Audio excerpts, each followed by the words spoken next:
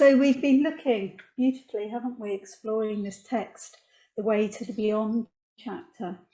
And I've given this little personal talk a title, because that's my want to do. If I find the title, I find my way. And it's called The Way to the Top of the Hill. So it's not the way to the beyond, but maybe it's a little hill en route. Who knows? Who knows? And I wanted to just start with verse 21 from Pingia's Praises. As a reminder, we've heard it quite a few times over the weekend. So I cannot now move away from the teachings of Gautama, the powers of confidence and joy, of intellect and awareness hold me there. Whichever way this universe of wisdom goes, it draws me with it. So over the years, I've become much more aware of a pattern of behaviour that emerges whenever I go anywhere new or unfamiliar.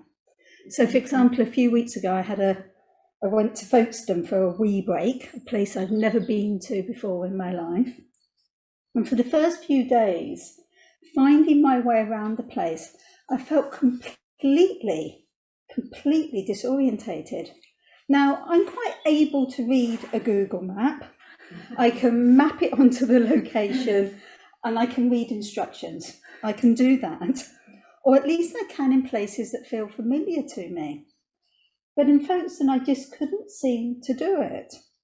And finding my way to local swimming baths, which was about a 15-20 minute walk along roads, took much longer on the first few occasions. I kept getting kind of completely lost.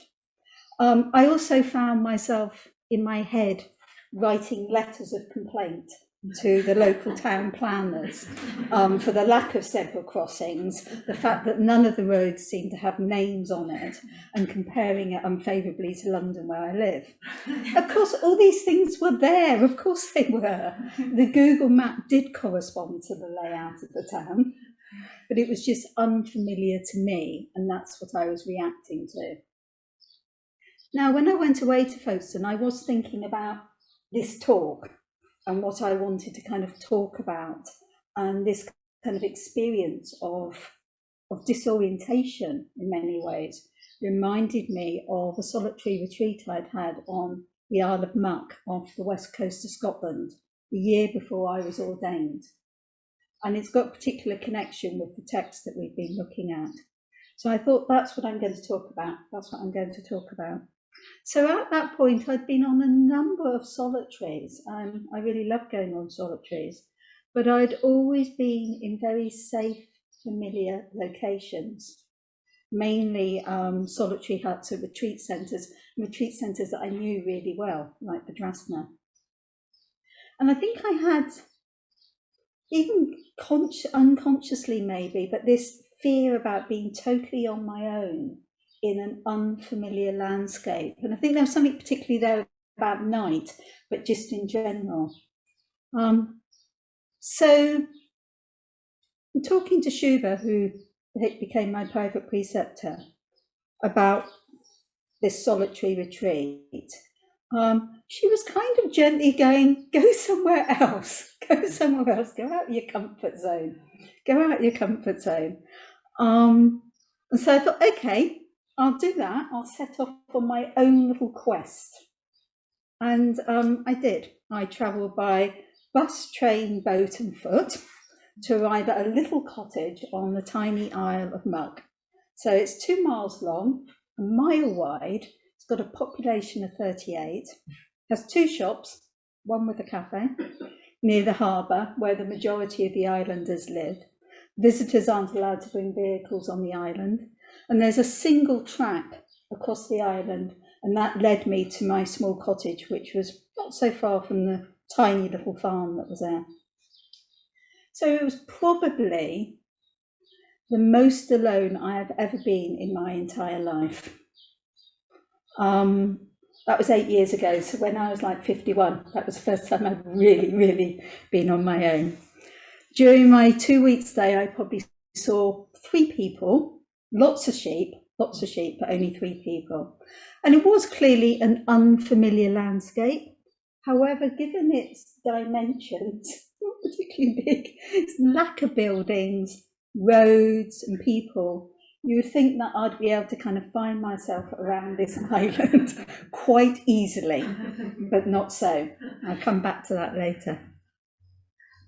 Now, in discussing what I might kind of look at, explore on this retreat, Shuba had really kind of, said, I think you should look at take the Sutta Nipata with you, and I think you should look at the last chapter, The Way to the Beyond. I think she's very wise. And he said, in particular, you might like Pingia's praises. I'd come across the chapter before, I'd come across Pingia's praises. I knew it was part of something much bigger, but I hadn't really kind of explored it in detail. So I thought, okay, I trust Shuba here. I'm going to kind of take that with me. So we know when Pingia returns and he talks to Barbary about his love of the Buddha and his excitement, and Barbary says, why are you not with him all the time? He talks about why he can't be with him all the time, yet felt utterly connected to him. But at a much lesser level, I too felt deeply connected to my close spiritual friends, to Shuba certainly, Banaraji and Vishwandra, who'd become my KMs, but also the dear women I was living in community with, as well as others. I felt a deep connection to them and their love and their wisdom. I felt connected to the historical Buddha, but it was often kind of vague and indistinct and inconsistent. I also felt, as I started to read this chapter, I felt very drawn to Pingia's praises in particular, probably because of two other issues I was bringing on my solitary. The first being the question that had been in my mind for quite some time: did I feel ready to be ordained? So that was kind of there. Was my confidence, my shraddha in the three jewels kind of unshakable? I was looking for some kind of certainty. Was I ready to take this momentous step? And I guess underneath that, I was kind of, to what degree was my going for refuge dependent on the very positive conditions that I'd actively taken to set up in my life? So moving from one place to live in London, to be near the London Buddhist Centre, good spiritual friends, living in community and so forth.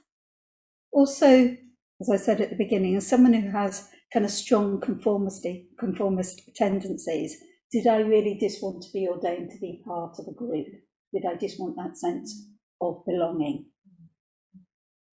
So I guess I was kind of curious about how would it be to be completely on my own when there was no one to reflect me back, no one to support me, to encourage me. What would I actually feel then? I guess I was trying to very naively, I recognise, answer the question in my mind: if I was the last Dharma practitioner in the world, would I carry on practicing? I felt like it on the island, but would I in the world? Was there enough in me that would enable that to happen, or would it all just kind of wither away and be forgotten? Of course, being on a small island for 2 weeks is not really going to answer that question. I recognise that. But at the time, it felt like a little start, a mini step. I was also aware that there was another issue that I was needing to look at that was really getting in my way of feeling more confident in myself about about where I was going, about my going for refuge. And that was really my inability to truly forgive myself for deeply unskillful behaviour of many years earlier, resulting in my deeply hurting somebody and having a lot of consequences. And before coming away, I talked to a very good order member friend of mine. I don't know whether Manjavadri's online, but hello.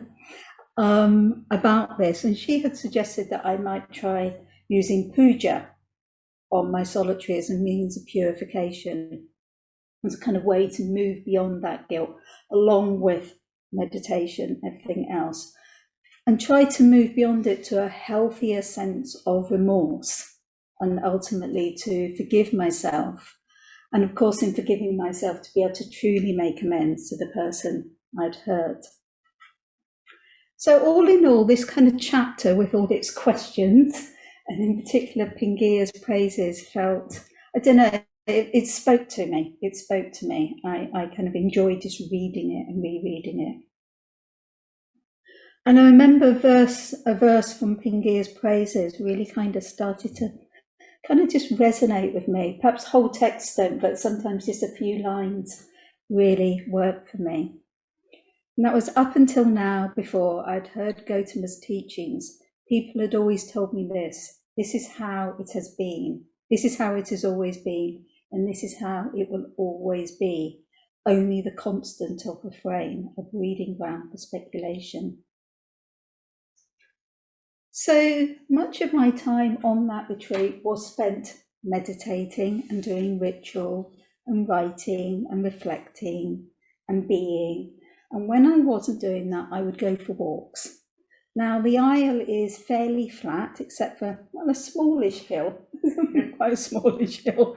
Now, I wanted to climb the hill. I'd kind of got this obsession about climbing this hill.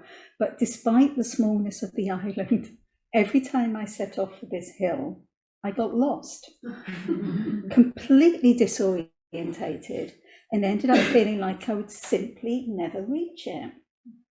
I'd kind of return home feeling puzzled, feeling disappointed.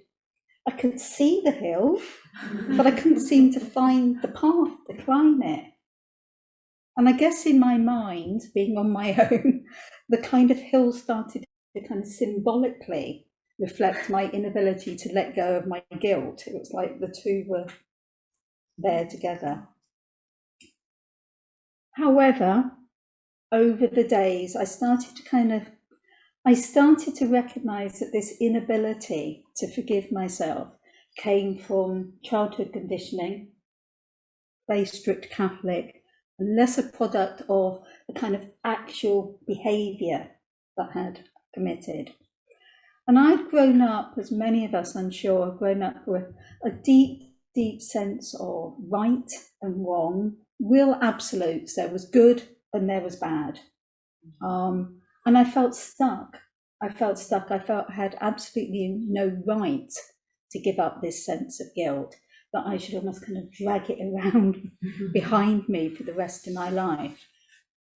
That phrase, this is how it had always been, and this is how it will always be, really resonated with me. I think that was kind of very much drummed into me as a child. But slowly I started to kind of understand that this guilt not only didn't serve me or anyone else, but it kept me chained to a sense of disconnect, of isolation from others, and of course clinging to a particular version of myself. My guilt was about me, it had much more to do with me and less to do with the person that I'd actually hurt.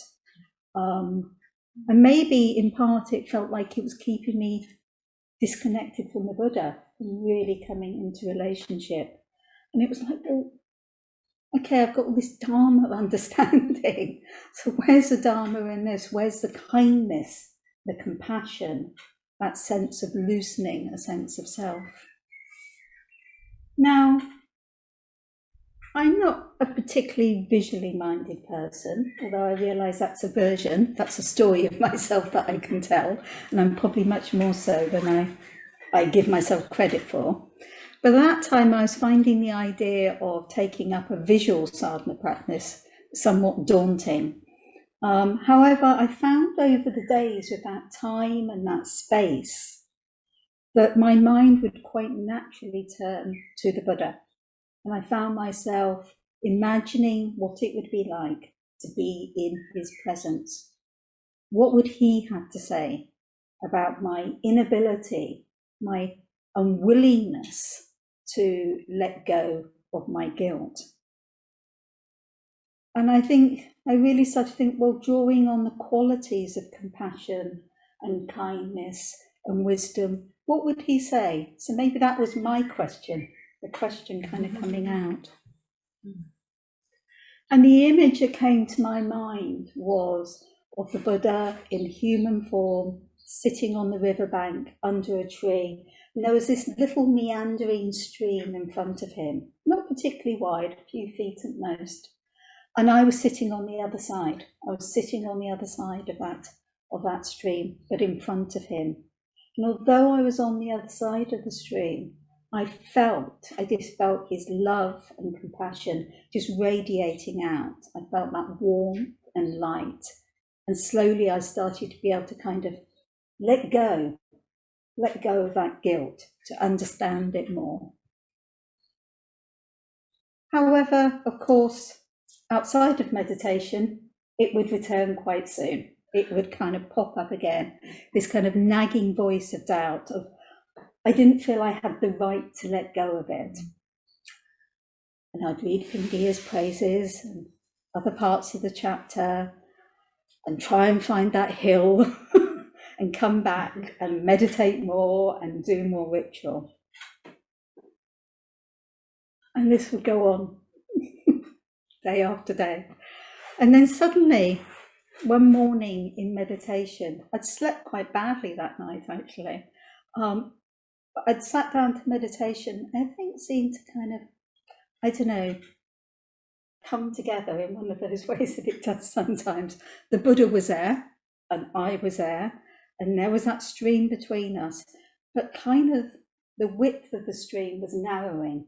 It was just kind of narrowing in and out. And I felt closer and closer to the Buddha. And what I felt was my guilt just slipping away from me. It was just like, I give it up. I give it up. I let it go. And I felt myself in that moment coming into my body in a way that I don't think I ever have in my life.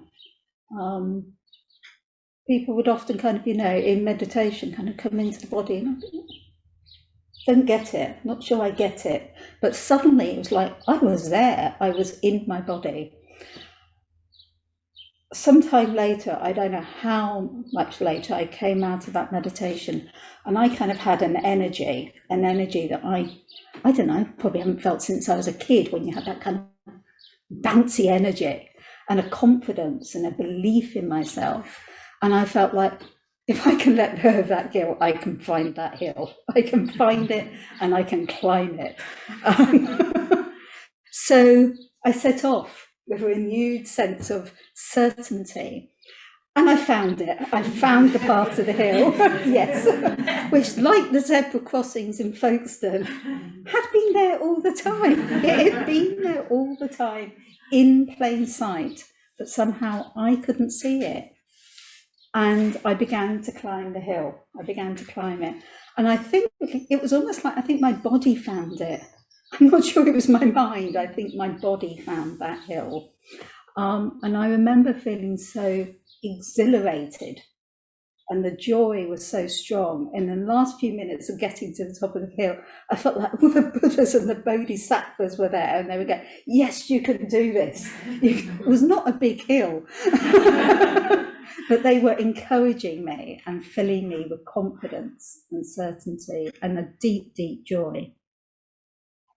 And I remember getting to the top of the hill. I had my rucksack and I had a little memento from my community, which was a tiny little rabbit, furry rabbit, that Vimochini had found abandoned in Victoria Park once, and I'd taken it on retreat with me. So I had my community with me. It was stuck in my rucksack.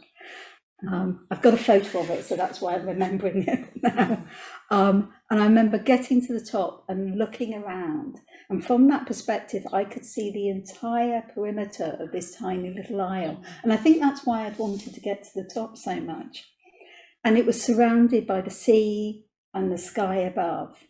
And I remember just this incredible sense that while physically I was completely on my own, and yet at a level that I couldn't explain, maybe a mythical level, I was not.